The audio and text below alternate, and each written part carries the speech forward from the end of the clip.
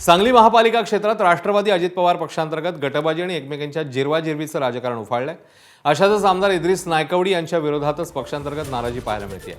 राष्ट्रवादी काँग्रेस शहर जिल्हा कार्याध्यक्ष जमील बागवान यांनी थेट आमदार नायकवडी यांच्यावर गंभीर आरोप केले। बागवान यांनी आमदार नायकवडी यांचा उल्लेख ढोंगी बाबा असा करत त्यांनी आयोजित केलेलं आरोग्य शिबिर हे केवळ आपली आमदारकी वाचवण्यासाठी केलेले एक ढोंग आहे असा घणाघात केला। महापालिकेच्या निवडणुकीत आमदार नायकवडी यांनी पक्षाच्या उमेदवारांच्या विरोधात काम केलं असाही आरोप त्यांनी केला।